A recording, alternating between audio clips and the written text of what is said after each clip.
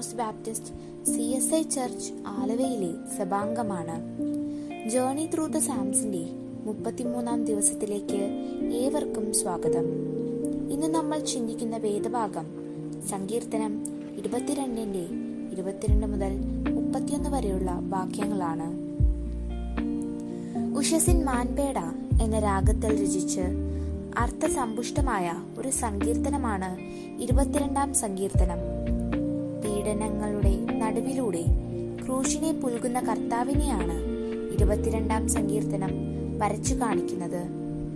എന്റെ വസ്ത്രം അവർ പകുത്തെടുത്തു, എന്റെ അങ്കിക്കായി ചീട്ടിട്ടു എന്ന് തുടരുന്ന വാക്യങ്ങളിൽ കർത്താവ് താൻ ഈ ലോകത്തിൽ സഹിച്ച ത്യാഗത്തിന്റെ, പീഡനത്തിന്റെ കാഠിന്യത്തെ വ്യക്തമാക്കുന്നു.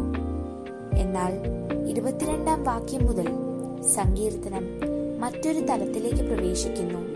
സ്തോത്രത്തിന്റെ, സ്തുതിയുടെ, സന്തോഷത്തിന്റെ തലം. അത് കർത്താവിന്റെ ഉയർപ്പിനെയാണ് കാണിക്കുന്നത്. നമ്മുടെയൊക്കെ ജീവിതത്തിൽ പ്രയാസങ്ങളും പീഡനങ്ങളും സങ്കടങ്ങളും വരുമ്പോൾ നാം പ്രതീക്ഷ കൈവിടരുത്. അതിനുമപ്പുറം ദൈവം ഒരു അനുഗ്രഹത്തിന്റെ നന്മ നമുക്ക് കരുതി വെച്ചിട്ടുണ്ടാകും. പാട്ടുകാരൻ പാടിയതുപോലെ ഒരു മഴയും തോരാതിരുന്നിട്ടില്ല, ഒരു നോവും കുറയാതെ ഇരുന്നിട്ടില്ല.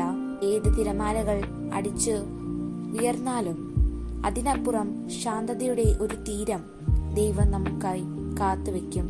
തുടർന്നുള്ള വാക്യങ്ങളിൽ ആരാധനയുടെ, സ്തുതി സ്തോത്രത്തിന്റെ പ്രാധാന്യത്തെക്കുറിച്ചാണ് പറയുന്നത്.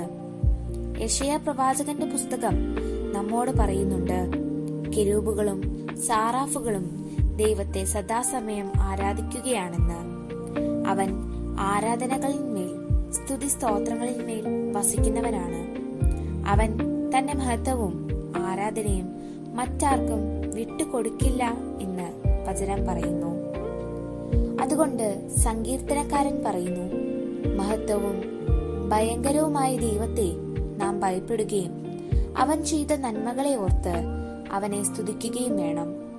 അത് കേവലം രഹസ്യത്തിൽ ചെയ്യാൻ അല്ല, സഹോദരങ്ങളും ചുറ്റുമുള്ളവനും കാണുകയും അവരും ദൈവത്തെ മഹത്വപ്പെടുത്തുകയും വേണം.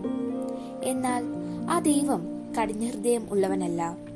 അവൻ പാപത്തെ മാത്രമാണ് വെറുക്കുന്നത്, പാപികളെയല്ല. അത് ജീവിതത്തിൽ പാപത്തിൽ വീണു പോകുന്ന നമുക്ക് ദൈവം നൽകുന്ന പ്രതീക്ഷയാണ്, സ്നേഹത്തിന്റെ ഇടമാണ്. അവൻ മുഖം മറയ്ക്കുകയില്ല വിളിച്ചപേക്ഷിക്കുമ്പോൾ. ആ യാചന ദൈവം കേൾക്കും എന്നാണ് ഉറപ്പു നൽകുന്നത്.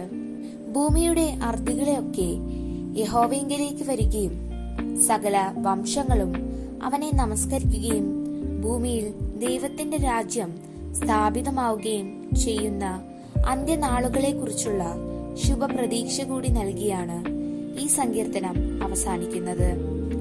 പ്രതികൂലത്തിനപ്പുറം പ്രതീക്ഷയുടെ സന്തോഷമുണ്ടെന്നും പാപികളാണെങ്കിലും അവൻ നമുക്ക് മുഖം മറക്കില്ലെന്നും പഠിപ്പിക്കുമ്പോൾ സൃഷ്ടാവായ ദൈവത്തിന് നൽകേണ്ടുന്ന ഏറ്റവും പ്രധാന കാര്യം ആരാധനയാണെന്നും സ്തുതിസ്തോത്രമാണെന്നും നാം മറന്നു പോകരുത്. നമുക്ക് നമ്മുടെ കണ്ണുകളെ അടച്ച് ഈ നേരം നമ്മുടെ കർത്താവിനോട് പ്രാർത്ഥിക്കാം.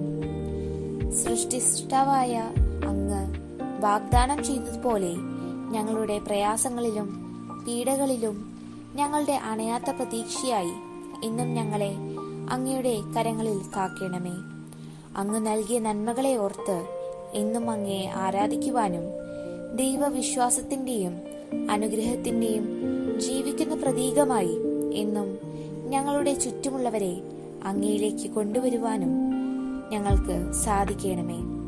ഞങ്ങൾ പാപങ്ങളിൽ വീണു പോകാതെ എന്നും അങ്ങയുടെ ദൈവ പൈതങ്ങളായി വളരുന്നതിനും എന്നും ഞങ്ങളെ അനുഗ്രഹിക്കണമേ.